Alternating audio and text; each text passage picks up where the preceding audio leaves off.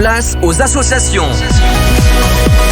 Patrick met en lumière le monde associatif et les bénévoles du territoire sur Radio Grand Lac.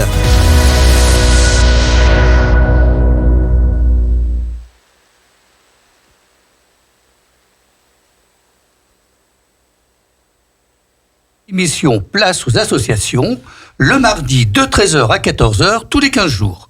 Je vous rappelle les objectifs de cette émission: soutenir le monde associatif de nos communes, faire connaître les associations de notre territoire, promouvoir leurs activités et leurs projets. Lors de ces directs, nos associations vont pouvoir enfin s'exprimer, et c'est bien ça l'ADN de Radio Grand Lac. Aujourd'hui, j'ai le plaisir de recevoir deux invités de marque qui ont un point commun, la culture, mais avec un grand C. Ma première invitée n'est autre qu'Isabelle Erlin, directrice artistique de 3 associations, Musique en Fête, Académie Musique en Fête et Tétralaï. Bonjour Isabelle. Bonjour Patrick. Et merci d'avoir pu te libérer, parce que je sais que tu as, disons, un emploi du temps très très chargé. Mon deuxième invité, c'est Jean-Marc Vignoli, président du club de sculpture sur bois, Marcel Girard, à Tresserve. Merci Jean-Marc d'être avec nous. Merci Patrick et bonjour à tous. Bien, comme d'habitude, je vais demander à mes deux invités tout d'abord de bien vouloir se présenter. Eh bien, honneur aux dames. Isabelle, peux-tu nous dire qui tu es d'abord ? Alors Isabelle Erlin, je suis musicienne professionnelle et j'ai commencé ma vie professionnelle en étant avant tout enseignante. Je suis percussionniste. Oui. Et ensuite, j'ai très vite complété mon enseignement par justement la direction d'orchestres pour lesquels je me suis formée, orchestre et chœur. Et donc, j'ai de plus en plus dirigé des chorales sur le bassin chambérien, sur le grand bassin chambérien, en Savoie aussi, et ensuite des orchestres, différents orchestres. Et j'ai pris la suite de papa, Serge Erlin, que certain nombre de gens connaissent encore le nom, et qui lui avait créé l'association donc Musique en Fête, qui propose les spectacles du Nouvel An. Et ces spectacles, donc, qui avaient lieu une fois par an sur Chambéry, sur le bassin chambérien, attiraient quand même un public qui était largement départemental. D'accord. Donc, en fait, on en reparlera, puisqu'en fait, ça fait partie d'une de tes associations en tant que directrice artistique. Tu n'as quand même pas précisé que tu étais quand même maman de 5 enfants, que, disons, tu as su gérer ta vie, disons, donc, professionnelle, en gérant quand même 5 grands-enfants maintenant. Mais à un moment, ils étaient petits. Mais malgré ça, donc, tu as quand même pu faire tout ce que tu voulais au niveau de la musique. Oui, j'ai toujours mené de front la vie familiale et la vie professionnelle, on va dire comme ça. Mais c'est vrai que c'était des activités qui étaient complémentaires. Ma vie familiale me soutenait, mais ma famille m'a toujours soutenue dans mon activité professionnelle et vice versa. Donc ils en ont aussi bénéficié. Et c'est vrai que 3 de mes enfants sont devenus des artistes aussi à leur niveau. Et donc c'est aujourd'hui très sympa de voir en fait que finalement le monde artistique, le monde de la culture, les a aussi bien dirigés dans leur voie professionnelle actuelle. D'accord. Et en tant que professeur, quand on préparait l'émission, tu me disais que tu étais professeur à l'IME. Alors, je suis également enseignante dans un IME, donc c'est un institut médico-éducatif, donc avec des jeunes gens en situation de handicap. Et donc je suis à l'IME de Chalaiseau. Oui. Et ce sont des jeunes gens qui sont en situation de handicap intellectuel, c'est-à-dire qu'essentiellement des jeunes gens autistes, des enfants ou des adolescents autistes ou trisomiques. D'accord. Et donc là, tu leur enseignes la musique ? La musique, tout à fait. Je suis vraiment enseignante musicienne et pas du tout musicothérapeute. C'est-à-dire que je ne fais pas de thérapie. D'accord. La musique apportera effectivement des améliorations dans leur quotidien. Oui. Mais mon but n'est pas thérapeutique. Mon but est vraiment l'enseignement musical. D'accord. Et à côté, donc, tu enseignes à quel endroit aussi ? Dans 2 écoles de musique, donc La Rochette et Pontcharrat, en tant que professeur de percussion. Donc j'ai continué et poursuivi mon métier. Et j'ai repris donc les classes de percussion de Pontcharrat et de La Rochette. D'accord. Et alors, et par contre, à la direction d'orchestre, là, tu fais tout ce qui est écriture et arrangement, c'est ça ? Alors pour l'orchestre, donc c'est l'orchestre dont vous parliez tout à l'heure, Patrick, c'est l'orchestre Tétralyre. Oui. Donc pour eux effectivement, c'est un orchestre qui est composé de musiciens tous en situation de handicap intellectuel. Oui. Et donc pour eux effectivement, il y a à retravailler l'écriture des partitions et la conception de l'harmonisation. Donc là, mes compétences dans ce domaine-là me sont très utiles. Oui. Et donc par ailleurs sur l'orchestre symphonique, musique en fête, donc là ce sont des partitions originales que nous produisons. D'accord, c'est formidable. Isabelle me disait lorsqu'on préparait l'émission que mon métier c'est ma passion. Mais je suis pas surpris quand on voit la vie active qu'elle mène. Le matin elle est un côté, l'après-midi elle est un autre, et le soir encore. C'est incroyable. Merci Isabelle pour cette petite présentation. À nous Jean-Marc. Alors, qu'est-ce que tu peux nous dire sur toi déjà ? Je suis également musicien. Donc, d'accord. J'ai bien fait de vous réunir tous les deux là. C'est on pas peut mal. dire. D'accord. C'est une rencontre. Oui. Donc je suis né à Aix-les-Bains. Donc j'ai fait toutes mes études musicales au conservatoire d'Aix-les-Bains. Oui. Mais bon, il y avait quelque part dans la famille un truc comme quoi la musique c'était quand même pas très sérieux, donc il fallait avoir quand même un métier sérieux. Oui. Donc j'ai passé un diplôme d'ingénieur, j'ai travaillé une 20aine d'années dans l'industrie. D'accord. Et j'ai été repris par la musique. D'accord. À l'insu de mon plein gré, comme dirait l'autre. Oui. Et par l'improvisation, c'est-à-dire que cette improvisation que j'avais pas appris en conservatoire et qui me terrorisait. Oui. C'est par là que j'ai trouvé ma voie d'expression. Et improviser, c'est pas jouer n'importe quoi, c'est au contraire jouer ce qui s'impose dans l'espace, dans le lieu dans lequel on est, dans l'environnement et avec les personnes qui sont présentes. Donc c'est ça fait appel, d'après moi, à une capacité à être en lien, se connecter aux autres, à la nature. D'accord. Chose qu'on retrouvera dans la sculpture, qui est une autre de mes passions. Bien sûr. Et pour laquelle je suis là aujourd'hui, pour le club de sculpture de Tresserve. Et donc je chemine autour de la musique et des sons dans une. Isabelle évoquait la dimension thérapeutique. Disons que moi je suis un musicien qui a découvert que sa musique et les sons qu'il exprimait avec son violon avaient des vertus de guérison, des vertus thérapeutiques. D'accord. Donc j'expérimente bien sûr aussi cette voie et j'accompagne les personnes qui le souhaitent. D'accord. Donc en fait, tu as complètement arrêté la vie active d'ingénieur, donc là où tu étais, pour te consacrer à la musique. Voilà, c'est mon métier, par le biais du statut d'intermittent. Mais bien sûr. C'est sur la dimension matérielle. D'accord. Mais effectivement, c'est ce qui occupe tous mes jours, voire mes nuits, parce que quand je rêve de la musique pendant la nuit et que j'ai les notes qui me traversent la tête la nuit. D'accord. Mais donc, en fait, tu ne suis pas de partition, si j'ai bien compris. C'est complètement de l'improvisation en permanence. Voilà, alors j'ai quand même quelques partitions. Oui. J'ai mes musiciens de référence, mes compositeurs de référence. Bien Bach, sûr. par exemple, pour violon, c'est quand même. Oui. Oui. Il m'accompagne depuis que je suis tout petit. Je revisite ses œuvres justement par l'interprétation, qui est une véritable voie artistique. Mais moi, la mienne, c'est plutôt l'improvisation. D'accord. Et alors, ce que tu me disais aussi, c'est qu'en fait, tu joues dans les maisons de retraite, dans leur lieu de vie, même dans leur chambre. Voilà, c'est ça. C'est-à-dire que cette improvisation, puis la petite taille du violon me permet de me déplacer facilement. Oui. En ce moment, je joue justement beaucoup dans les maisons de retraite, en allant à la rencontre des résidents sur leur lieu de vie, quand ils sont réunis par 4 ou 5 dans un petit salon. D'accord. Ou voilà, tout à fait dans les chambres pour les résidents qui se déplacent plus et qui eux aussi ont droit à leur partie d'animation. Et donc là, je joue vraiment une musique sur mesure. D'ailleurs, sur ma carte de visite, c'est marqué violoniste sur mesure. C'est le jeu de mots, justement. D'accord, oui, on peut le dire. Et donc là, les notes viennent tout seules et je joue en fonction de ce que je ressens de la personne. Donc, quand les personnes sont en fin de vie, c'est que généralement, c'est quand même quelque chose de très calme, de très apaisant, très harmonisant. D'accord. Donc en fait, tu me disais aussi une chose qui m'a bien surpris, mais agréablement, tu fais de la sonothérapie. Alors c'est quoi exactement ? Oui, la sonothérapie, c'est ce qu'évoquait un peu Isabelle. Oui. C'est un des prolongements ou un des piliers de la musicothérapie. Oui. C'est-à-dire que pour moi, c'est le son qui agit sur la personne, sur les personnes. Oui. Et c'est la musique qui est au service du son. Souvent, on entend dire le contraire. Alors bon, pourquoi pas, mais moi, c'est ce que je ressens, ce que je vis, c'est plutôt l'inverse. C'est-à-dire que c'est la musique, une mélodie qui va toucher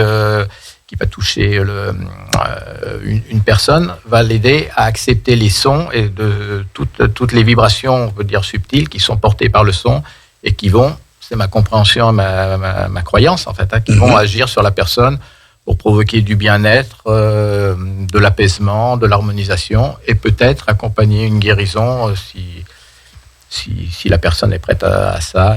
D'accord. Donc tu es dans le Reiki musical. On pourrait le dire comme ça. Ouais, d'accord, c'est formidable. C'est une belle formule. Moi, je suis admiratif par ces artistes qui, en fait, amènent de la musique, surtout vers les malades. Ça, c'est incroyable.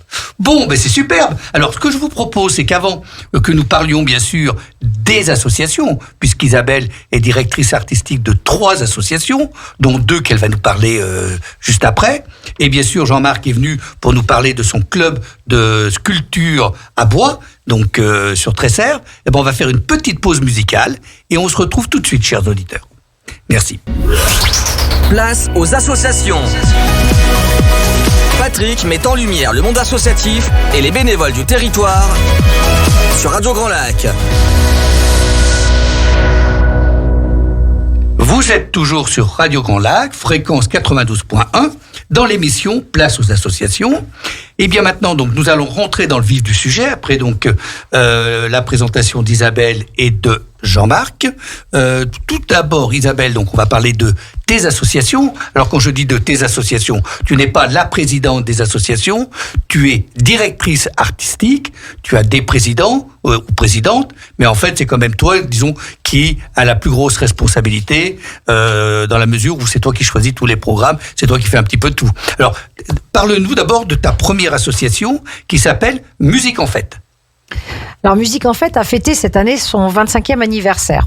Oui. C'est une association qui est née à l'initiative de mes parents, donc Serge et Marianne Erla. Oui. Et pour justement créer un événement en tout début d'année, donc un spectacle du Nouvel An, un peu à l'image du concert du Nouvel An de Vienne au départ, mais donc qui s'est très vite diversifié avec surtout les acteurs locaux. C'est-à-dire qu'en fonction des gens qui avaient envie de participer à ce concert, mes parents ont eu une ouverture vis-à-vis des associations d'enseignement de la danse, d'enseignement, enfin voilà. Et donc, au fil du temps, ce concert est devenu un vrai spectacle. Donc, avec des danseurs, des chanteurs. Et on a rajouté aussi la dimension théâtre, donc avec des acteurs qui font un peu le fil rouge au niveau du spectacle. D'accord. Et au fil des années, ce spectacle nous a amené de plus en plus de public. Nous avons fini à Malraux avec 4 spectacles qui étaient pleins, donc en 2017. Oui. Et 2017, Malraux, donc après, a fermé pour travaux. Et on s'est retrouvés au phare. D'accord. Malraux, 4 spectacles, c'est quoi, 2500 personnes C'est 2700, voilà. 2700. Oui, donc c'est pas moderne rien. Et donc, la première année au phare, nous avons fait 3200. Spectateurs. Et la dernière année, qui était en 2020, Covid oblige, 21 on n'a pas pu le faire. Et donc en 2020, on a quand même accueilli 5500 spectateurs sur ces spectacles du Nouvel An. Dis donc, c'est quand même moins que rien, parce que surtout au phare, il faut le rentabiliser en plus, le spectacle. Voilà, c'est un peu la notion de rentabilité au niveau des spectacles. Bien sûr. Et donc, l'orchestre est devenu un grand orchestre symphonique. Nous accueillons aujourd'hui 95 musiciens. D'accord. Donc, alors, tu as des musiciens de plusieurs sortes, si j'ai bien noté. Tu as des professionnels. Oui. Alors, en gros, c'est un tiers. D'accord. C'est-à-dire qu'il y a un tiers de professionnels. Et donc, des gens qui sont issus des conservatoires, Aix-les-Bains, Chambéry, Annecy, Genève et Grenoble. Ah oui. Et ensuite, il y a les jeunes artistes. Donc, c'est ou des grands élèves qui sont aujourd'hui en devenir professionnels, ou alors des jeunes qui sont sortis des conservatoires supérieurs et qui sont en train de rentrer dans cette voie professionnelle du monde artistique. D'accord. Et ils te suivent chaque année, en fait? Alors, ils sont très fidèles. D'accord. Voilà. Donc après, Et le dernier tiers, je finis vite fait. Le dernier tiers est un tiers d'amateurs. Oui. Donc de personnes du territoire. Chambéry, Aix, département de la Savoie. Donc il y a des gens qui bougent quand même, qui viennent de loin pour venir jouer avec l'orchestre. Et pour cet événement, c'est-à-dire que c'est parce que justement on est une structure qui crée des événements et donc les gens s'engagent sur un événement. Donc c'est pas un orchestre qui va fonctionner tout au long de l'année. D'accord. Donc ça doit être plus difficile difficile pour s'entraîner ensemble, non? C'est à chaque fois l'événement, donc en fonction de l'événement qu'on crée, donc il y a les répétitions qui vont avec et on présente l'événement. Donc c'est le spectacle du Nouvel An, mais ça a été aussi Jeunes Talents. Oui. Donc la dernière création de Musique en Fête. Donc les spectacles Jeunes Talents, ça se passe donc à Malraux maintenant. D'accord. Et nous avons eu donc notre deuxième édition cette année. Sur la première édition, nous avions une jeune harpiste, Amandine Coudry, qui est venue jouer un concerto pour harpe, quelque chose qu'on a quand même rarement l'occasion d'entendre sur Chambéry ou sur le bassin. Et ensuite, donc il y avait un jeune tromboniste. On a joué aussi avec un ancien élève du conservatoire de Chambéry, Didier Nguyen, la Rhapsodie in Blue. Oui. Et le concerto pour cordes avec un jeune corniste qui aujourd'hui donc est issu de nos conservatoires. Donc c'est le principe, c'est qu'ils soient issus de notre territoire d'un point de vue ou de leur vie ou alors de des enseignements qu'ils ont pris chez nous, et donc qui aujourd'hui est corps solo à l'OPS, donc à l'Orchestre des Pays de Savoie. D'accord. Donc si j'ai bien compris, tu as le concert du Nouvel An et tu as aussi donc le concert des Jeunes Talents. Voilà. D'accord. Et cette année, nous avons pu accueillir Mathilde Calderini, qui est donc une ancienne élève du Conservatoire de Chambéry de Monsieur Guérin, et qui aujourd'hui est flûte solo à l'Orchestre de Paris. Voilà. Donc, et qui est venue jouer à Chambéry pour revenir sur son territoire aussi, parce que ils ont peu l'opportunité de venir et vraiment on les en remercie. Et puis nous avons eu également donc Justine Métral, violoncelliste du trio Métral, qui est venue jouer aussi avec l'orchestre. Dis donc, formidable. Et alors après, ces jeunes donc rentrent dans l'orchestre du Nouvel An ou pas? C'est pas obligatoire? Non, c'est des jeunes qui aujourd'hui font des carrières de solistes. Donc ils sont vraiment là en tant que solistes. Oui. Mais par exemple Geoffrey, le corniste, qui est aujourd'hui soliste à l'OPS, est aujourd'hui est un fidèle de Musique en Fête, parce qu'il est là toutes les années avec nous, comme beaucoup d'autres instrumentistes qui viennent pour l'occasion, qui viennent faire les répétitions et qui viennent rejoindre l'orchestre, même s'ils font une carrière à l'extérieur, ne laissent pas tomber Musique en Fête. D'accord. Mais alors, une question importante quand même, 90 musiciens, vous faites comment pour répéter? Alors ça a été c'était le gros problème de ces dernières années. Plus ça allait et moins nous avions de salles à notre disposition pour pouvoir répéter. Donc les salles municipales, on sait ce que ça donne. Les communes de l'agglomération chambérienne nous ont vraiment aidés. Ça a été la Motte-Servolex, Saint-Jean-d'Arvey, la Ravoire, pour nous aider à répéter. Mais bon, très vite, tout le monde est dans le même cas, c'est-à-dire que les murs et puis les temps, on ne peut pas c'est pas extensible. Donc voilà, et d'abord, ils privilégient les gens de leur commune.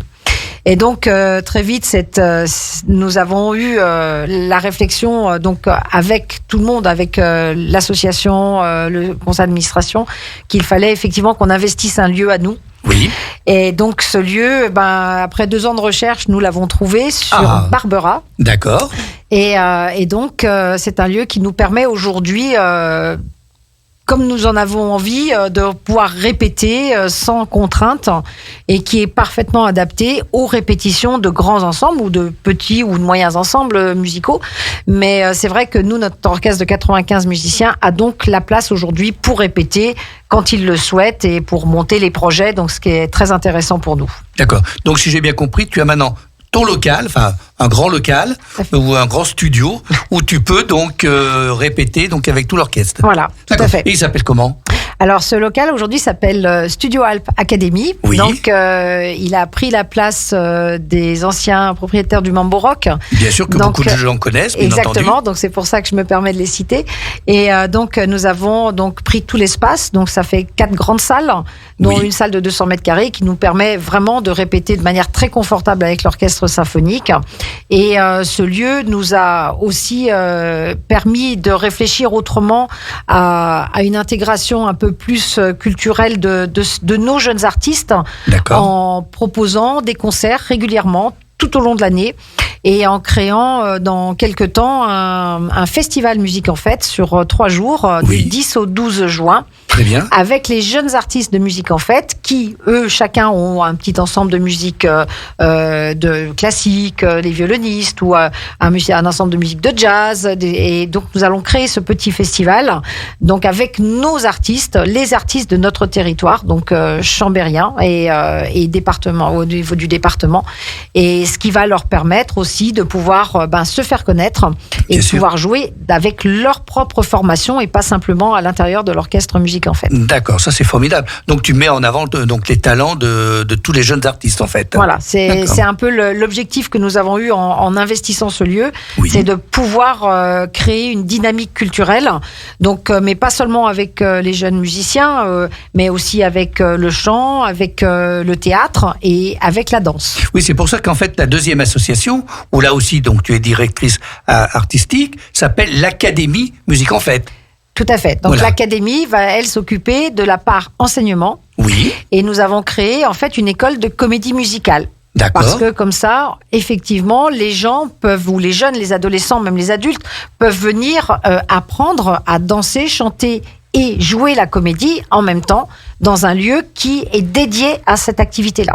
D'accord. Et donc, alors, tu as des jeunes formateurs. Comment ça se passe exactement, cette académie ? Ce sont tous des enseignants qui sont issus de musique en fête, d'une manière ou d'une autre. D'accord. C'est-à-dire que les danseurs dépendent de Yak Stories, qui est une compagnie de danse, donc lyonnaise, mais qui systématiquement est avec nous sur tous les événements musique en fête.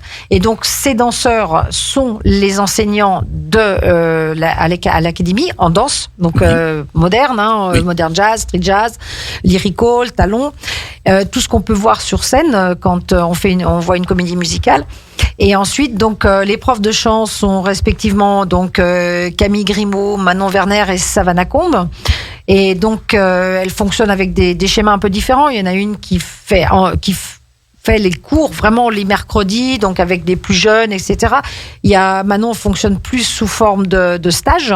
D'accord. Et Savannah donc va faire un stage de comédie musicale, donc sur 4-5 jours du tout début juillet, ouvert à tous les débutants. D'accord. Donc du 9 au 13 juillet, donc il y aura un stage comédie musicale, chant, danse et théâtre. D'accord. Et c'est ouvert donc à tout le monde, ouvert de 7 à 90 ans. Tout à fait. C'est formidable ça. Et alors en plus, donc il y a aussi la musique. Tu as des cours de musique aussi. Alors il y a également des cours de musique en fonction des demandes. Donc nous avons un prof de guitare et donc tu peux le citer quand même parce qu'il est formidable. C'est Eric Boubet des Crittles. Voilà. Et donc Eric effectivement formidable et donc très engagé avec nous. Et donc il est aussi partie prenante sur la partie spectacle, c'est-à-dire que les Crittles vont venir jouer au studio, donc vont faire une soirée Crittles, et il va aussi produire pour la première fois lors du week-end du 10 au 12 juin un duo blues, donc avec un de ses copains, ses collaborateurs, c'est Laurent qui donc à eux deux, les deux guitaristes vont créer un spectacle pour le studio. D'accord. Ils jouent tous les deux dans le groupe Les Crittles. Tout à fait. D'accord. J'avais vu aussi qu'il y avait le sport sur ton site. Alors c'est une activité sportive, mais qui est ouverte à tout le monde, pareil, mais aussi des cours spécifiques pour tout ce qui est danseur, pour le maintien, pour la forme physique, donc il y a un cours de soutien aux activités danse, donc un cours de soutien sportif pour la posture, pour ne pas qu'il se fasse mal et puis pour justement travailler aussi certains muscles qui par ailleurs D'accord. Mais donc si j'ai bien compris, en fait, cette académie est vraiment destinée, comme je disais tout à l'heure, aux jeunes. Et ça permet, disons, vraiment de faire connaître les différentes activités de culture dans un lieu. Oui, alors il y avait plusieurs choses. C'est que nous, on voulait créer aussi une certaine stabilité pour nos jeunes et la stabilité d'avoir des postes qui se complètent en fait entre la partie artistique où on se produit sur scène et la partie enseignement. Ça permet de garder sur notre territoire des jeunes enseignants, des jeunes artistes qui, s'ils ne faisaient pas ça, ne resteraient pas. Ils iraient vivre à Lyon ou à Grenoble et en fait, on les perd sur notre territoire.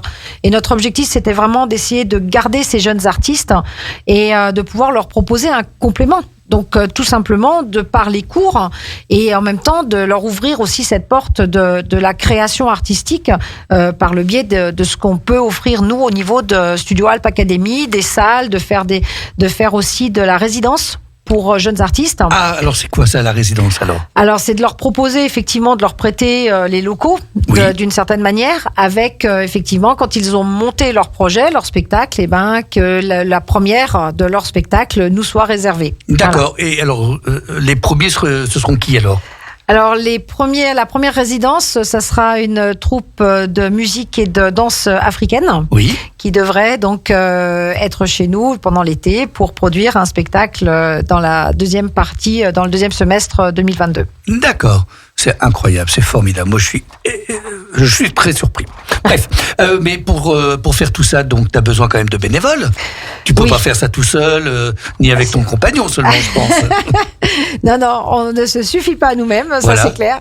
Et les bénévoles sont vraiment très très engagés à nos côtés. Oui. Et ils sont une grosse soixantaine entre les deux structures. Ouais. D'accord. Et c'est vrai que ces gens sont formidables, ces gens sont indispensables. Bien sûr. Et sans eux, toute cette aventure n'existerait pas. Mais les bénévoles en fait de Musique en Fête au départ, ce sont quand on leur a parlé du projet Studio Alp Academy, on leur a dit bon, est-ce que vous suivez aussi le projet Studio Alp ? Est-ce que vous vous engagez avec nous ? Parce que c'est vrai que sans ces bénévoles, on n'aurait jamais pu se lancer. Et donc, les bénévoles Musique en Fête ont tous répondu d'une manière unanime qu'ils partaient dans l'aventure avec nous. Bien sûr. Et donc, Studio Alp Academy bénéficie en fait de tout l'apport de Musique en Fête, de toute cette dynamique Musique en Fête. Et donc, c'est vrai on a pu démarrer d'une manière assez confortable merci à tous nos bénévoles. Bien sûr. Et tu les trouves comment alors ? Bon, bien sûr, par Musique en Fête, mais il y en a qui s'en vont. Donc, comment tu renouvelles, je dirais, le cheptel de bénévoles ? Alors, il y a des gens qui sont fascinés par ce qu'on fait et qui viennent spontanément. Donc, parce que ça leur ouvre les coulisses d'un spectacle, ça leur ouvre la possibilité de côtoyer des artistes, d'être sur la phase montage d'un spectacle. Donc, ça se voit pas souvent, on n'est pas souvent là quand le spectacle se monte, on voit toujours le produit fini. Et du coup, il y a certains bénévoles qui sont attirés par justement ce côté des coulisses, en fait, montage et les coulisses et de voir comment ça se passe derrière. Et ensuite, il y a des gens qui ont juste envie d'aider, qui partent à la retraite le côté artistique leur plaît aussi et le fait d'être là, on a une Anne-Marie qui est couturière, qui nous fait tous les costumes pour tous les spectacles, qui est là à temps plein, on va dire, mais d'une manière bénévole parce qu'elle est à la retraite. Mais bon, c'est une parmi les 60, donc après c'est vrai que c'est difficile de citer tout le monde, mais s'ils n'étaient pas là chacun dans leur domaine et dans leurs tâches, et puis les équipes se renouvellent effectivement, mais les équipes se consolident aussi. D'accord. C'est-à-dire qu'il y a des fois, on a besoin de quelques bras en plus pour une activité. Il y a un petit carnet d'adresses, les gens répondent de manière positive les 3/4 du temps. Après, il y a toujours les aléas de la vie, mais c'est vrai qu'on n'a jamais manqué de bénévoles. Incroyable, c'est formidable. Et alors, la période Covid, vous avez dû souffrir quand même ? Alors, on a surtout souffert pour nos jeunes, parce que nous, les anciens, quelque part, on a continué, et puis on avait notre vie, mais les jeunes qui sont surtout des intermittents du spectacle, eux ont beaucoup souffert parce que ils ont eu très peu de cachets, et même avec le soutien de l'État, ça a été quand même très compliqué. Mm-hmm. Mais si vous voulez, nous, ce qu'on a fait, c'est qu'on a essayé de garder la dynamique Musique en Fête. Et en fait, cette dynamique, ça nous a permis de créer le lieu, parce qu'en fait, tout ça s'est passé pendant la période du confinement. Et ça nous a permis justement de recréer la dynamique Studio Alp Academy, de créer une association, l'Académie Musique en Fête, qui, elle, s'occupe des enseignements au niveau de Studio Alp Academy. Et donc, c'est une deuxième association avec sa présidente, donc Amandine Coudry-Herlin, et qui est une jeune fille et qui avec d'autres jeunes de son âge, crée cette dynamique de l'enseignement des jeunes vis-à-vis des jeunes. D'accord. Alors, les projets concernant ces deux associations? Alors, les projets. Pour Musique en Fête, le prochain grand projet, c'est Jeunes Talents au mois d'octobre 2022. et Nouvel An, donc Jeunes Talents à Malraux, donc le 14 octobre me semble-t-il, et les spectacles du Nouvel An qui auront lieu encore l'année prochaine à Malraux, donc sur le week-end du 6, 7, 8 janvier. Bon, on aura l'occasion, 2023. Je demanderai à Jean-Pierre, disons donc, de faire une spéciale concernant donc le concert du Nouvel An. Et aussi, tu programmes aussi des spectacles dans l'académie. Voilà, alors l'académie sert en fait maintenant de lieu de petits spectacles, c'est-à-dire qu'on monte des petites formations, on propose des petites formations. Donc cette année sur scène, nous avions Manon Werner qui a déjà proposé donc un concert acoustique la semaine, il y a 15 jours, avec Manon Werner Band, et qui va proposer le 9 avril un duo, donc qui est devenu un quatuor entre-temps. C'est la multiplication des parts. Voilà, ça a doublé. Et donc ça va être Mad Max. Donc c'est un duo de chanteurs, donc avec un accompagnement musical. Et donc tout au long de l'année, nous avons une programmation. Donc nous allons mettre en place une programmation. Et donc là, il y a les soirées cabaret, donc qui sont faites par la compagnie Yak Stories. Donc vous pouvez les retrouver sur notre site Studio Alp Academy et vous voyez la programmation. Donc il y a les soirées cabaret, il y a les soirées concerts, il y a les soirées, il va y avoir donc le festival, le festival musique en fête du 10 au 12 juin. Et après, sur l'année prochaine, il va y avoir aussi donc il y a des stages. Donc le stage comédie musicale, un stage de percussion. Et l'année prochaine, septembre, il y aura une nouvelle programmation. Formidable. Donc tout ça, on peut le retrouver donc sur le site. Sur le site Studio Alp Academy. Eh bien c'est parfait. Eh bien ce que je vous propose, chers auditeurs, avant maintenant de parler de la sculpture de bois, donc une petite pause musicale. À tout de suite. Place aux associations.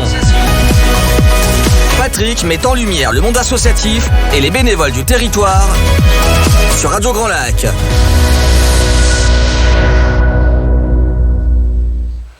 Chers auditeurs, bonjour. Donc vous êtes toujours sur Radio Grand Lac 92.2 et maintenant nous sommes avec Jean-Marc qui va lui nous parler d'un club de sculpture sur bois à Tresserve. Alors Jean-Marc, que peux-tu nous dire sur ce club ? Eh bien, c'est un club de sculpture qui regroupe plusieurs activités. En fait, derrière sculpture sur bois, il y a ce qu'on appelle la sculpture de ronde-bosse. Ronde-bosse, c'est les sculptures en relief telles qu'on peut les imaginer. Enfin, voilà, quand on tourne autour de l'œuvre, on voit toute l'œuvre sous ses différents angles.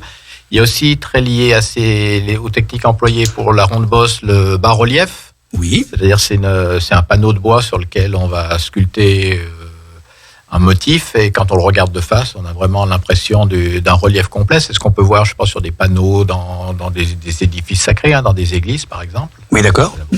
Et puis, il y a la marqueterie, qui est une activité un petit peu différente, qui nécessite d'autres qualités, d'autres envies peut-être aussi, et qui consiste sur un panneau de bois, coller un plaquage de bois en fonction des formes de ce qu'on a dessiné, donc avec une minutie impeccable. D'accord. Surtout destiné aux femmes, tu me disais lorsqu'on préparait, non ? Il y a plus de femmes, non ? Voilà, on peut constater que dans notre club, il y a plus de femmes qui font de la marqueterie, effectivement, alors que sur la partie sculpture, où il faut quand même peut-être un peu plus de force pour manipuler les gouges et le maillet, c'est à peu près équilibré homme-femme. Voilà. D'accord.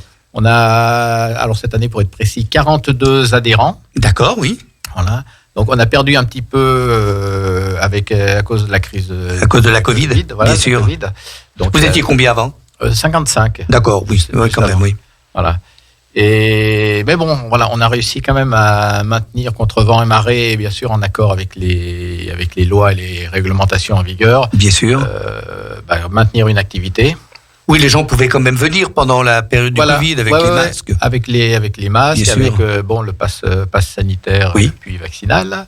Et puis voilà, avec certaines restrictions, enfin certaines règles, comme par exemple, chacun venait avec ses propres outils. C'est-à-dire, on a au club du matériel en commun aussi pour ceux qui débutent, par exemple. D'accord. Donc vous avez du matériel qui est disons pas prêté, que vous avez acheté au niveau du club. Voilà, c'est ça. D'accord. Quel style de matériel donc ? Des gouges. Les gouges, alors c'est ce qu'on peut appeler communément des ciseaux à bois, sauf que c'est un peu particulier, c'est une forme plus arrondie. Enfin voilà, c'est ce qu'il faut pour travailler le bois. Les gouges, des maillets, des établis, des serre-joints pour fixer les pièces de bois pendant qu'on les sculpte. D'accord. Et peut-être du bois aussi. Et un peu de bois par. Quand même, parce que sans bois. Et ben voilà, non, mais chacun peut amener son propre bois. Puis le club essaye de faciliter effectivement pour trouver du bois qu'il achète et puis qu'après qu'il revend aux adhérents, quoi. D'accord. Et alors, donc vous avez des salles, alors bien entendu. Alors on a un local, un beau local sur Tresserve là, qui nous est prêté par la mairie de Tresserve. Oui, parce que le matériel vous le laissez sur place. Le matériel reste sur place, ça prend quand même les établis, ça prend de la place, les pièces, ça prend du volume, les outils aussi. Enfin, voilà, donc on a quand même l'énorme chance d'avoir ce local pour nous. D'accord. Et ben voilà, et donc on essaye de faire fructifier tout ça. Voilà, ce qui était important aussi pendant le Covid, c'est que ça a permis de maintenir du lien social. Oui. Alors nous, c'est pas trop avec les jeunes, mais c'est plutôt avec des personnes retraitées. Hein, voilà. D'accord. Et donc les maintenir encore dans le coup, quoi. On va dire. Et ça a bien fonctionné. Voilà. Maintenant, on aimerait bien un petit peu compléter notre effectif justement avec des plus jeunes, c'est-à-dire les convaincre qu'effectivement c'est une superbe activité, la sculpture sur bois. Chacun a sa propre approche, sa propre éthique par rapport à ça. Et ce qui est intéressant justement, c'est de pouvoir comparer les œuvres des uns et des autres. Chacun a son propre style, sa propre préférence, que ce soit au niveau ce que je disais, ronde-bosse, bas-relief, marqueterie, aussi en fonction des sujets. Il y en a qui sont plus sur les animaux, d'autres sur les personnes, d'autres choses, et puis aussi sur les styles, hein, et puis aussi sur la finition lisse, finition en laissant les coups de gouge visibles sur le bois, enfin un aspect un peu plus brut. D'accord. Et aussi sur du bois très formaté, coupé en carré, enfin en cube, ou alors des fois en laissant la structure qui émerge d'une souche qui a été trouvée dans la forêt ou ramassée sur un arbre, sur un arbre découpé. Mais vous partez à partir d'un projet où chacun, disons, fait à sa manière Alors, chacun est libre de faire à sa manière. Bon, pour chacune des séances, on a un accompagnateur qui est là pour guider les plus débutants. Et puis même entre nous, après, c'est toujours intéressant parce que quand on travaille plusieurs heures sur sa sculpture, on arrive à manquer un petit peu de recul. Donc, c'est toujours intéressant d'avoir un œil extérieur qui, du premier coup, va voir ce que nous, ce que chacun, en étant plongé dans la sculpture, voit pas forcément, quoi. D'accord. Alors là, c'est un espace d'échange, de réciprocité. Et alors, et comment, toi qui es violoniste, donc musicien, c'est la culture, comment t'es venu dans ce club? Je suis venu parce que j'avais une expérience avant de sculpture sur terre, à la Cité des Arts à Chambéry. Oui. Et puis je me suis senti attiré par le bois. Oui. Et c'est vrai que le bois, c'est mon élément. Hein, si on veut, le lien avec le violon est assez, est assez évident. Et d'ailleurs, depuis, j'ai fabriqué mon propre violon. D'accord. Et puis j'en ai un deuxième en préparation, qui est en phase finale, qui attend tranquillement d'avoir son vernis. D'accord. Donc le violon que tu nous as apporté et avec lequel nous terminerons par une petite mélodie improvisée. D'accord, super, ça c'est génial. Bon, c'est formidable. Et alors, donc vous avez les heures d'ouverture. Les heures d'ouverture, c'est en après-midi. Oui. C'est donc de 14h à 18h. Oui. Du lundi au vendredi. Alors, il y a le lundi et le vendredi qui sont réservés pour la marqueterie, qui a besoin vraiment d'un espace, on va dire, très calme. Et les mardis, mercredis, jeudis, c'est pour la sculpture sur bois, c'est-à-dire le rond de bosse et le bas-relief, là où on va éventuellement taper, peaufiner, tout ça. D'accord. Et alors, comment vous financez ? Parce que il y a quand même le bois à acheter, il y a quand même du matériel à changer. Comment vous arrivez alors ? Donc il y a une adhésion pour tous les adhérents au club. Oui. Qui est de combien ? Qui est assez modique. Enfin, en tout cas, pour être factuel, c'est 67 € cette année. D'accord. Voilà, pour toute l'année. Et après, les adhérents viennent les jours qu'ils veulent. S'il y en a qui veulent venir 3 jours par semaine, par exemple pour la sculpture, ils peuvent. 2 jours pour la marqueterie. D'accord. Et moyenne d'âge ? Moyenne d'âge, je dirais à peu près 70 ans. D'accord. C'est vrai que vu les horaires, c'est plus réservé aux retraités ou aux intermittents du spectacle. Bien sûr. Mais voilà. Après, il y a quelques artisans qui se ménagent dans leur semaine une demi-journée pour eux. D'accord. Et alors, comment vous vous faites connaître alors ? On se fait connaître par le bouche à oreille, bien sûr. Bien sûr. Et puis par l'exposition qu'on fait toutes les années, dont je vais parler sûrement. Oui, bien sûr. Bientôt. Tout à fait. Voilà, et qui a lieu très prochainement, puisqu'elle a lieu le 9 et le 10 avril, donc à la salle Villemotte à Tresserve. D'accord, c'est une grande salle, hein, la salle Oui, Villemotte. c'est une très grande salle, voilà, où on vient exposer toutes nos œuvres réalisées au cours de l'année précédente. D'accord. Donc alors, chaque artiste, parce qu'on peut appeler des artistes, donc viennent exposer tout leur travail. Tout leur travail de l'année. Oui. Et puis cette année, il y aura une table spéciale pour autour d'une thématique sur les animaux, là où on pourra emmener aussi des œuvres plus anciennes. Oui. Et puis toutes les années, on met aussi en avant 2 ou 3 sculpteurs. On met à l'honneur 2 ou 3 sculpteurs, voilà, qui sont anciens dans le club et qui vont exposer quelques œuvres qui retracent toute leur production depuis leur début dans la sculpture. D'accord, parfait. Et alors, et maintenant, donc tu es président ? Oui. Et depuis combien d'années ? Depuis 1 an et demi. Oui. Et alors, quelle est ta fonction là en tant que président ? C'est d'un petit peu coordonner, animer tout ça, faire que la mayonnaise elle prenne bien entre les anciens et les plus nouveaux. Oui.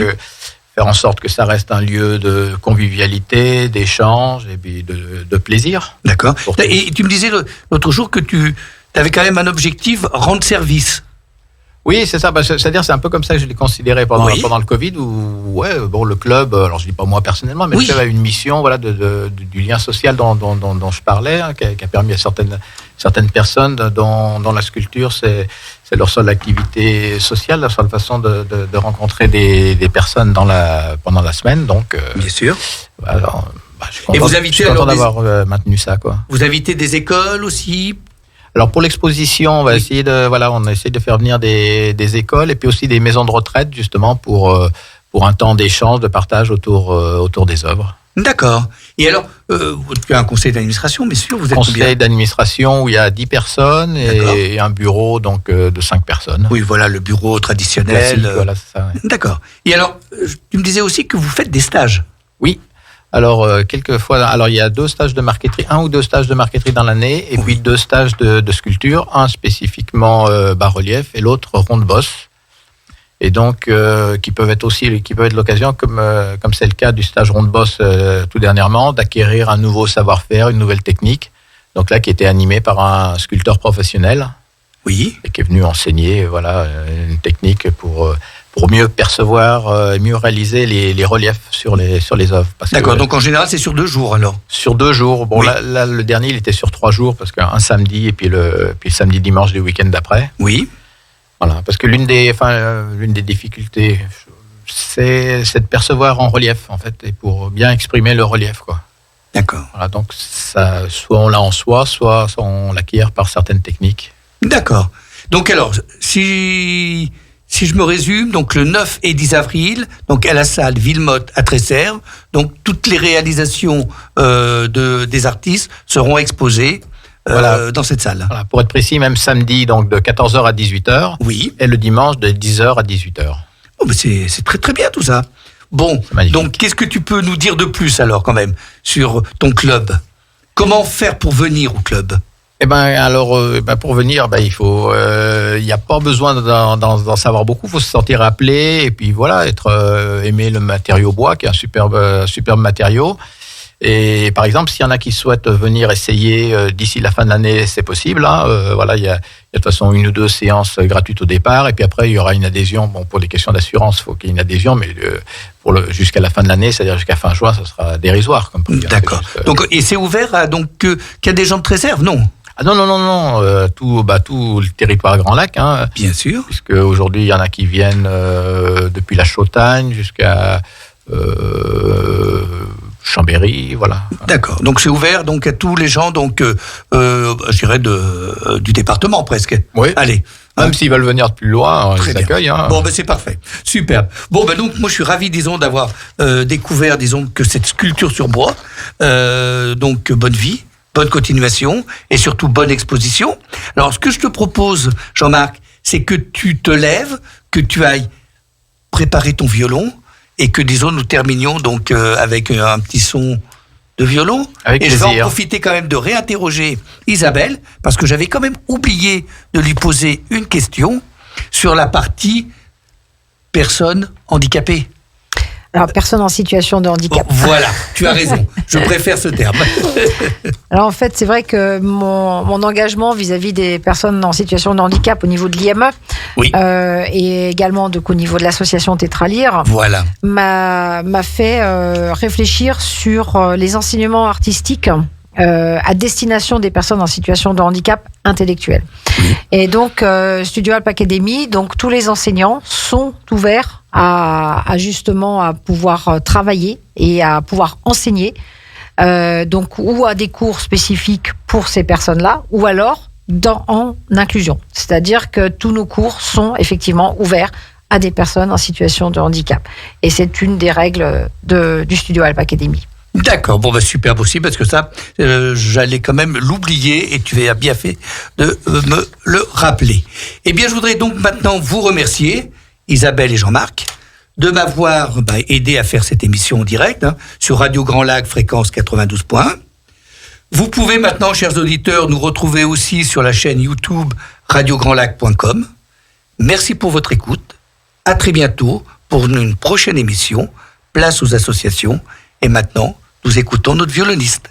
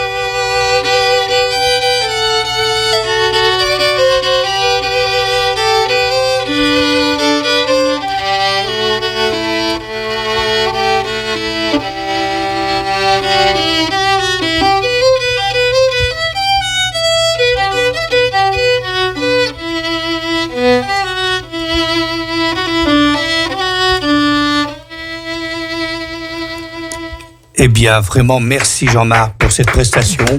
C'était en live sur Radio Grand Lac 92.1. À très bientôt, chers auditeurs, et merci pour votre écoute.